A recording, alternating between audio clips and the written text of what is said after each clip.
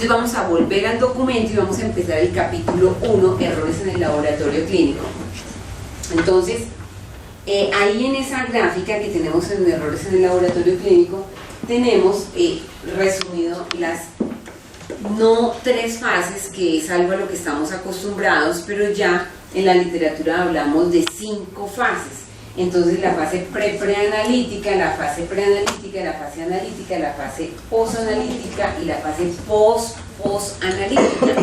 Porque, como nosotros podemos ver, seguimos, me gustaría en la página... ¿En qué página está? Este está en la página 6. En la página 6 la podemos hablar un poquito subir. Este es un documento que no se los hemos colocado ahí, pero en la bibliografía está, si nos podemos ir ahorita a la bibliografía. Es un documento de un autor turco que de apellido Koskun. Él publicó un libro sobre 6 Sigma y tiene un capítulo dedicado a la calidad analítica bajo la perspectiva de 6 Sigma. Entonces, este es uno de los autores que dice, no son 3 fases en el laboratorio clínico. Tradicionalmente piensa que es responsable de la fase preanalítica cuando el paciente llega, de la fase analítica que está completamente inmersa y de la fase posanalítica. Esta división que hace este autor acá es que hace referencia a que hay una parte que es territorio nuestro, ¿cierto? Es nuestro territorio, la fase analítica es territorio del laboratorio clínico.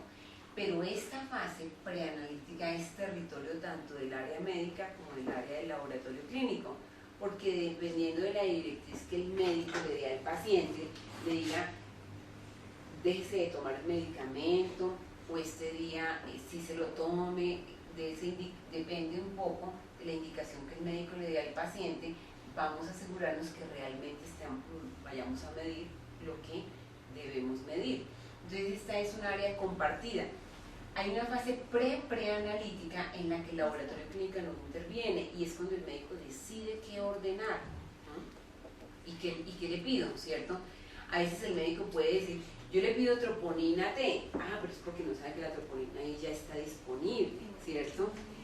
O puede pedirle algo porque desconoce que el laboratorio tiene otras pruebas que podrían ayudarle a hacer un mejor diagnóstico.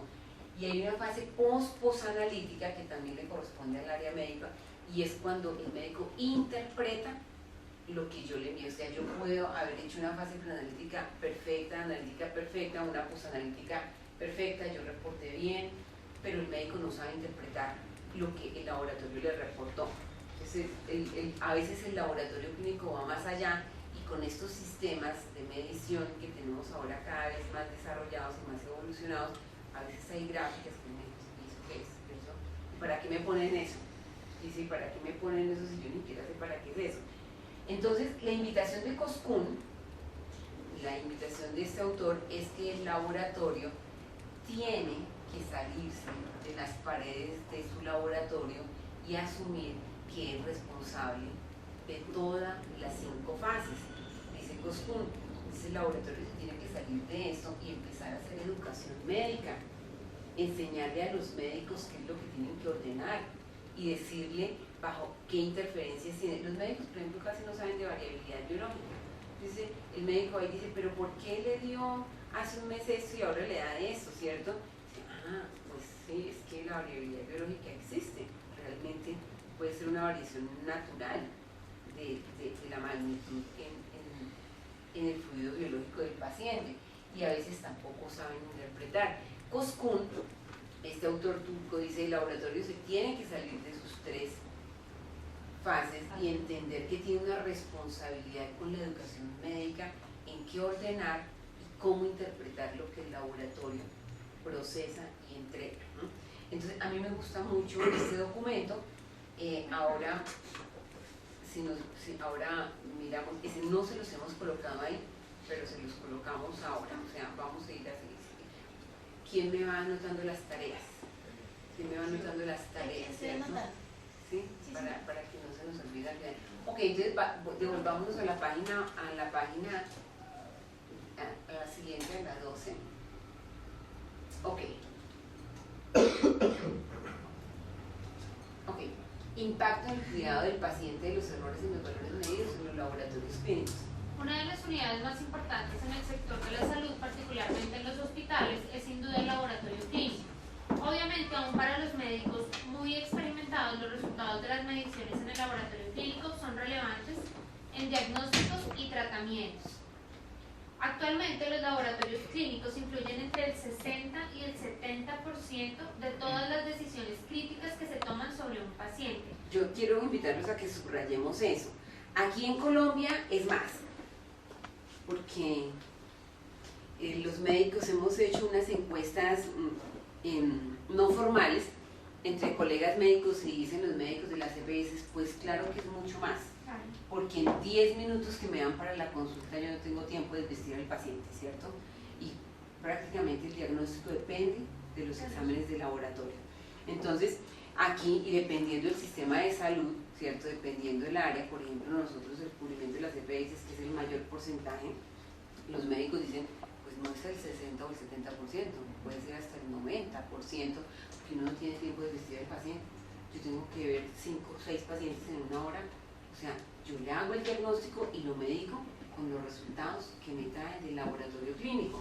Entonces, claro, si esto que está referenciado en la literatura, en la bibliografía número 1, está documentado en otras partes del mundo, en Colombia puede ser mayor.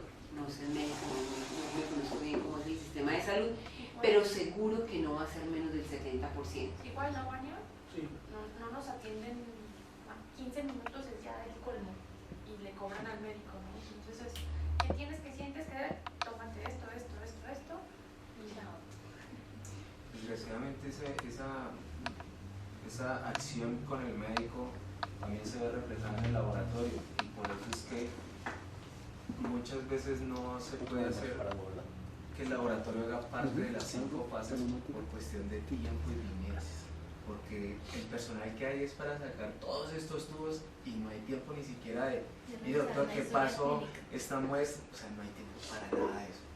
Y así como el médico no, en 15 minutos tiene que verlo, El laboratorio laboratorio también tiene que sacar. está en la misma condición y desgraciadamente es a eso. Yo recuerdo que antes, cuando los bacteriólogos teníamos que tomar las muestras, uno tenía que hacer una anamnesis del paciente y dedicarle un tiempo y decir qué tomó ayer, cómo desayunó, qué hizo, cómo está, y escribirlo en la papeleta de los resultados. Entonces, cuando llegaba al área operativa de esa papeleta, uno tenía tiempo de interpretar y decía, bueno, a mí me está dando este termograma, ¿qué tienen en la clínica? ¿Qué tienen en el uroanálisis? A ver si sí funciona porque el paciente venía amarillo, por decir algo, ¿cierto? Entonces, pues ahorita ya no, es el código de barras, ya te lo marcan todo y ya llegas y realmente sí son tubos porque no tenemos tiempo de interpretar. No es que seamos malos y profesionales, sino que si te llegan 2000 tubos, ¿qué horas piensas cuál es el paciente amarillo? Entonces, Se volvió el proceso nomás y se perdió por lo menos lo que antes era para uno muy importante, que era que le llegara su orden con diagnóstico, a usted saber más o menos. No, ya usted la orden ni la ve. Le llegó el tubo de Pepito y lo reprocesó y le dio X, y usted de acuerdo a todo lo que pueda correlacionar con lo poco que puede, porque ni siquiera tiempo de llamar al servicio a veces. Tenemos que meternos en eso porque la realidad es que los laboratorios van hacia eso, ¿cierto? Los laboratorios van hacia centrales de procesamiento. Entonces, ¿cómo es que nosotros con esas centrales de procesamiento, con 1000, 2000 pacientes por día, con tubos, con códigos de barras, cómo es que nosotros vamos a hacer para garantizar que las mediciones que hacemos sobre esas muestras son clínicamente útiles? Eso implica un cambio, obviamente, en las circunstancias, ¿cierto?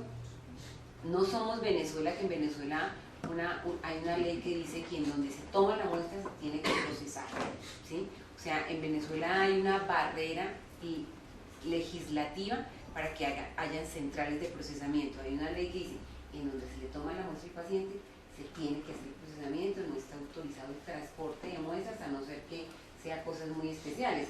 Eso es una barrera contra las centrales de procesamiento, pero Colombia, México, Brasil, vamos hacia centrales de procesamiento. ¿qué herramientas tenemos que utilizar para con esas condiciones actuales seguir garantizando resultados clínicamente útiles? Yo no sé si en el pasado se garantizaban, por más que fuera el laboratorio pequeño, de repente sí, de repente no, de repente habían otras cosas que nos cubrían y nos protegían de esos errores, como la anamnesis del paciente, pero claramente también habían menos herramientas analíticas, ¿cierto? Entonces yo no sé si una cosa compensaría la otra, pero el caso es que así como este libro, ¿quién se ha leído este libro de quién se ha robado mi queso?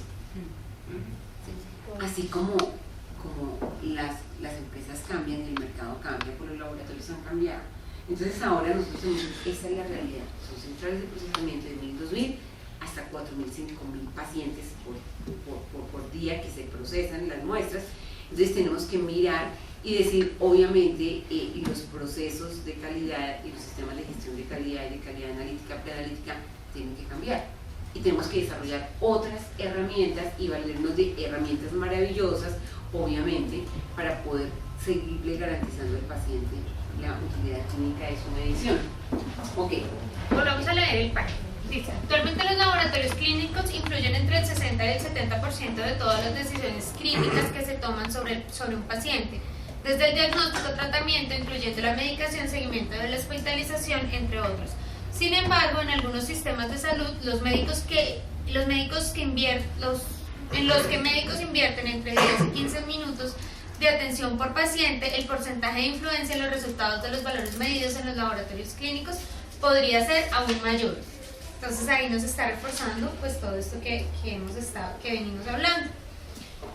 A pesar de estas funciones vitales de los laboratorios clínicos y de que el porcentaje de costo en el cuidado de un paciente tiene una proporción muy baja, entre el 5 y el 10%, según la bibliografía número 2, con respecto al costo total, y a pesar de que los laboratorios clínicos son una de las unidades más rentables en el sector salud, los administradores no siempre aceptan invertir en calidad.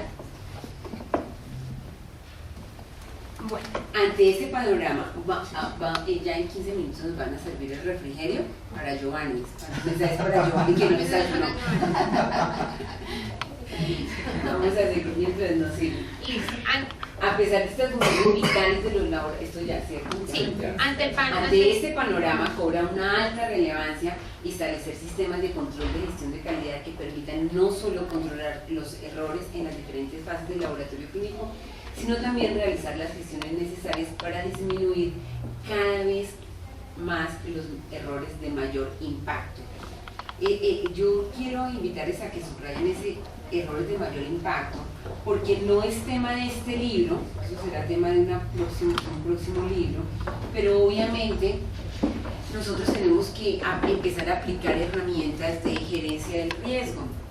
En este momento están recientemente publicadas 3 documentos de la CLSI, que es la EP22, la EP21 y la EP23, que son herramientas de gerencia del riesgo aplicado en el laboratorio clínico. Hay una cosa que se llama el RPN, que es el Risk Priority Number, que es el número prioritario de riesgo, que está enfocado hacia esto. La ampliación de esto sería cómo determino cuál es el error de mayor impacto. Sería, y si lo podemos escribir, el gerencia del riesgo con el RPN. No es tema de este curso, y eso será tema de otro curso, pero determino cuál es el error de mayor impacto con el RPN. ¿Qué significa eso, cierto? Que yo a través de una metodología que está documentada y que ahora la CLSI la ha puesto en 3 documentos, yo voy a determinar cuál es el error que mayor impacto tiene sobre mi paciente, porque errores siempre hay, ¿sí? Pero yo voy a decir, hay un error, ¿cierto? El error del hematoma al paciente, ese es un error. El error de que reporto troponina I con un 20% de sesgo, negativo. ¿Cuál tiene mayor impacto en el paciente? La matriz de RPN tiene 3 variables, entonces una es la frecuencia con que ocurre el error. Eso le da una escala, entonces yo le pongo de 1 a 10 una escala, la frecuencia con que ocurre el error. La detectabilidad del error le da una escala también de 1 a 10. Entonces si es un error que yo no lo puedo detectar, eso es un error con una escala de 10 porque es más grave. El hematoma ahí, ¿cierto? Es un error, pero ese es fácilmente detectable, ¿cierto? le quedó el hematoma al paciente ahí, se quejó y armó el escándalo por el hematoma. O sea que un hematoma, ¿cierto? En la toma de la muestra, en detectabilidad de 1 a 10 sería 1, porque lo detecto, ¿cierto? O sea, terminé de tomar la muestra y se nota, ¿cierto? La frecuencia, entonces, oiga, ¿pasa todos los días? No, pero es que eso pasa, es que allá en esa toma de muestras todos salen con hematoma, entonces eso me daría 10, sí, la frecuencia es alta, pero si dicen, no, pero es que nunca nos pasa, es 1, ¿cierto? Entonces de 1 a 10. Y hay otro factor que es muy importante, que es el nivel de daño que se le puede generar al paciente con ese error, ¿no? Entonces, también va de la escala de 1 a 10, entonces yo digo de 1 a 10, el hematoma en la toma de la muestra es 10, 10 es que generó la muerte del paciente, ¿no? Que puede conducir, ese error puede conducir a la muerte del paciente, a un daño permanente, a un daño en el paciente, a un demora de diagnóstico, entonces va 10, 10 es un error de estos, puede generar la muerte del paciente. Uno es que, pues no, ¿cierto? Generará molestia para el paciente, pero no genera un daño permanente en el paciente, ni temporal siquiera. Entonces, de 1 a 10 yo podría decir un hematoma, no es que tampoco nada, ¿cierto? Pero, pues sí, pero tampoco se va a morir por eso, ¿cierto? Entonces uno dice de 1 a 10 podría ser 3 o 4, y yo multiplico los 3. El mayor RPN que yo puedo tener es 1000, es 1000. Esa es una excelente herramienta que todavía nosotros no hemos empezado a apoyar a los laboratorios en eso, porque a veces uno se concentra en errores que no tienen mayor impacto, ¿cierto? Entonces uno le trabaja y le trabaja y le trabaja a ¿cierto? Y invierte todos los recursos que a veces son escasos en un error que uno dice, oiga, pero pues sí es un error y lo tenemos que disminuir, los tiempos de espera, ¿cierto? Pero podemos descuidar errores que tienen un impacto muy grande para un paciente. Entonces, bajo esta metodología del RPN, entonces yo debo hacer el matriz y decir cuáles son los errores que ocurren en el laboratorio y por cuáles debo empezar a trabajar, por los que tienen RPNs mayores. Si tengo los de RPN de 1000, digo, por eso empiezo a trabajar, porque esos van a ser un impacto para el laboratorio clínico. A eso se refiere esto de determinar y disminuir esos errores con mayor impacto, entendiendo también que errar no solamente es humano, y los sistemas de medición también fallan, ¿cierto? Y los seres humanos también fallamos, o sea, no somos perfectos, no existen profesionales perfectos ni sistemas de medición perfectos, ¿no? Tanto los sistemas de medición como los profesionales a cargo de estos sistemas de medición tenemos errores, tenemos que mirar cómo disminuimos y aumentamos el blindaje para estos errores, sobre todo los errores que tengan mayor impacto en el cuidado del paciente. Ok, el concepto expresado en latín primum non nocere, primero no dañar, no siempre es aplicable a la atención del paciente.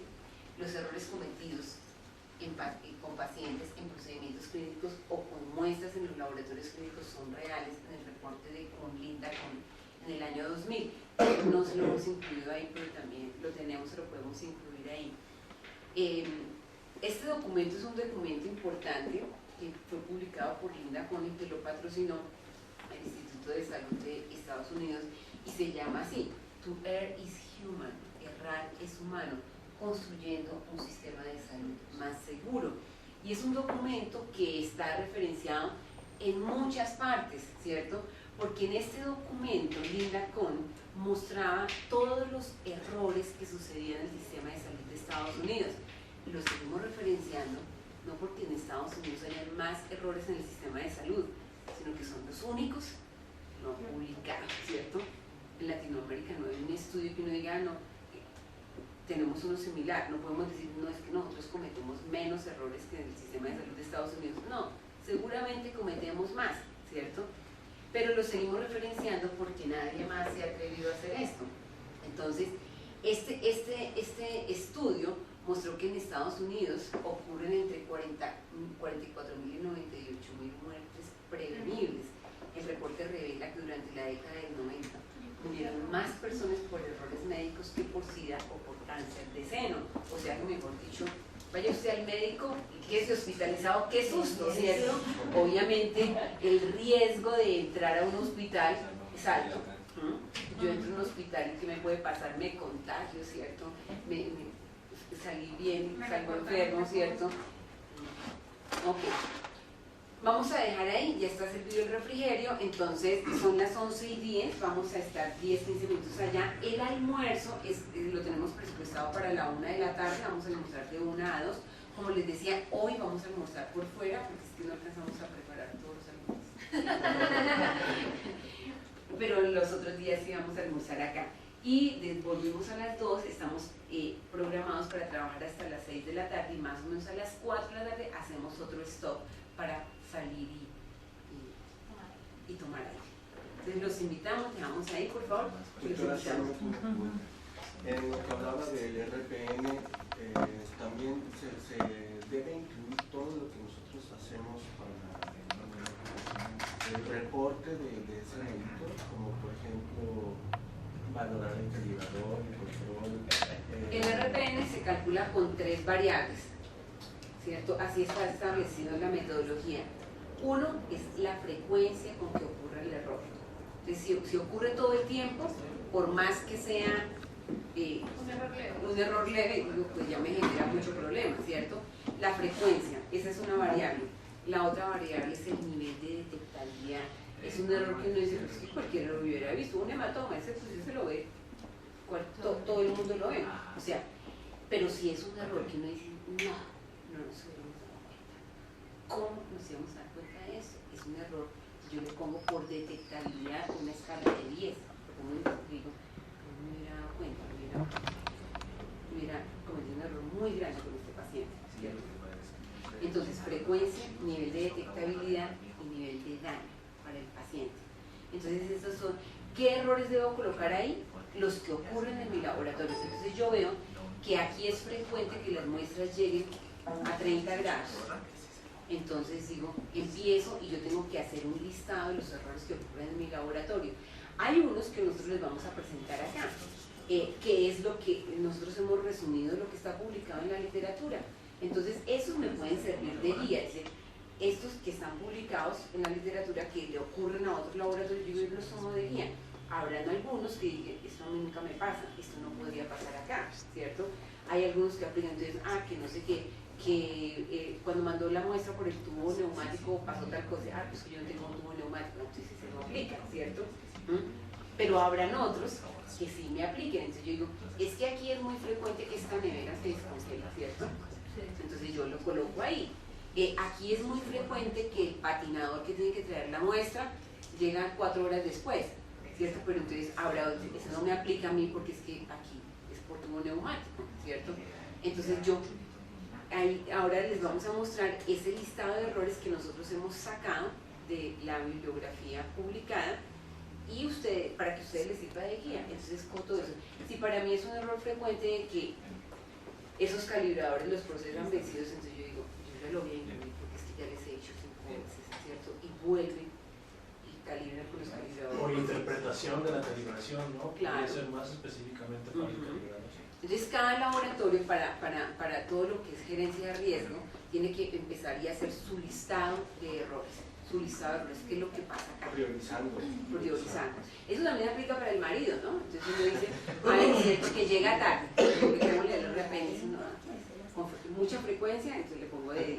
Pero los invito a hacer esa matriz aquí. El RPN para el marido. Bueno, dice, los errores médicos en los servicios de salud desafortunadamente son frecuentes y en ocasiones tienen gran impacto en la vida de los pacientes. Algunos de estos casos han sido documentados y puestos a disposición en el documento Incidencia de eventos adversos y negligencia en pacientes hospitalizados. Resultados de Harvard, no sé qué es Harvard. De la Universidad de Harvard. Estudio médico práctico 1. Nos habla de 2 grandes estudios, uno realizado en Colorado y Utah y otro en Nueva York, en donde se encontraron eventos adversos en el 2,9% y el 3,7% de las hospitalizaciones respectivamente. En los hospitales de Colorado y Utah, el 6,6% de los acontecimientos adversos condujeron a la muerte en comparación con el 13,6% en Nueva York. Entonces los porcentajes, si nos damos cuenta, pues son altísimos. En ambos estudios, más de la mitad de estos eventos adversos se dieron como resultado de errores médicos y pudieron haber sido evitados. Este tipo de equivocaciones médicas tienen gran responsabilidad en los sobrecostos de las hospitalizaciones, el prestigio de las instituciones y sus profesionales, los tiempos mal invertidos del personal médico y, lo que es más importante, la calidad de vida de los pacientes y sus familias. Entonces, digamos que este tipo de equivocaciones médicas nos está resaltando varias cosas, ¿no? Nos dice, primero, pues que pudieron haber sido evitados. Segundo, que esas equivocaciones médicas llevan a sobrecostos en las hospitalizaciones. Tercero, pues que se afecta el prestigio de las instituciones. Yo creo que todos hemos visto eso, cuando algo pasa con un ente de salud. Yo no sé si ustedes se acuerdan del hospital, de este hospital que se llama en la 42, en donde por error le colocaron gotas a bebés y quedaron ciegos. Eso fue ese hospital ya no existe. En la clínica, bueno, era acá en la 42. Entonces, por equivocación le colocaron, me parece que era un ácido, a los bebés en los ojos y quedaron ciegos. Entonces ese hospital se vino, pero no, Un caso de formol contaminado. de formal contaminado. Pero para los ojos de los niños, ¿cómo? Sí, Se equivocaron. ¿Se equivocaron? Sí, no era No. una medicina alternativa. Se equivocó de no sé qué hay un frasquito de formol ahí, pero estaba. Siempre como bebé. Entonces eso afecta terriblemente el prestigio de las instituciones y el prestigio de los profesionales, además. Pero por favor, díganme, ¿fue el Tunal? Porque era un hospital. Sí, Yo acabé de de allá y yo ahí. Pero era un buen hospital. Es No, excelente. fue un problema de la Era base. una seccional. Era una seccional. Muchos hospitales tienen sedes. Pero bueno, Yo ya creo que la enfermera que hizo Pero el fue un error procedimiento humano. está presa. Donde era humana y O sea, la institución no tenía culpa. pero igual, en el hospital El Tunal, exacto. Tiempo mal invertido del personal médico y pues la calidad de vida de los pacientes. Entonces, digamos que este tipo de equivocaciones médicas no se quedan en la simple equivocación y en el errorcito, sino pues que tienen unos impactos muy muy grandes. Sobre todo pues lo que estamos hablando en la vida y en el bienestar de las personas y de sus familias.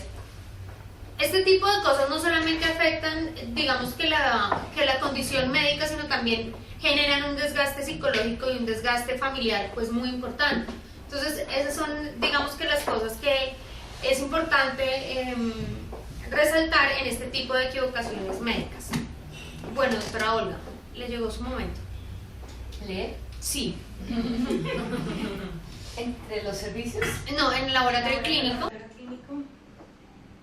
Estas equivocaciones también se ven reflejadas según lo reportado en el documento To Err is Human Building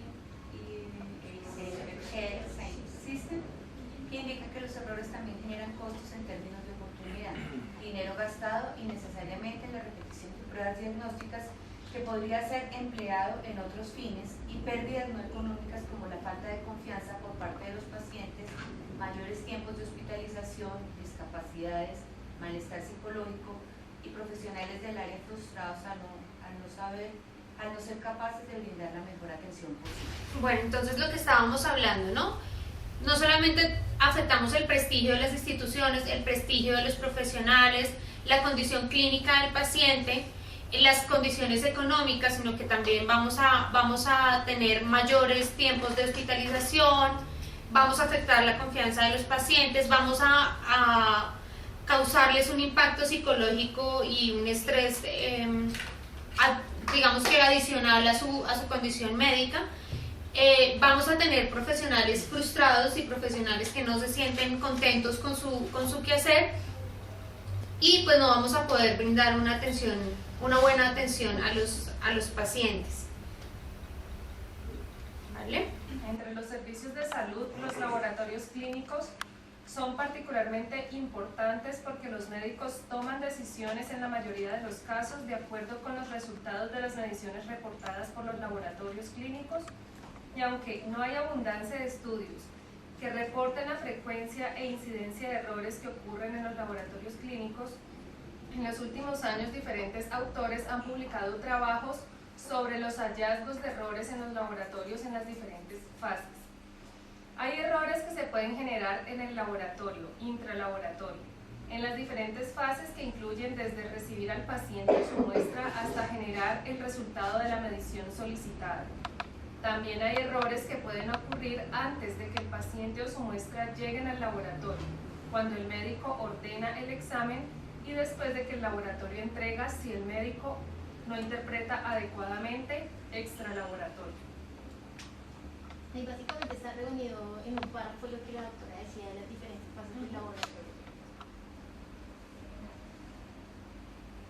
La fase preanalítica, posanalítica, preanalítica,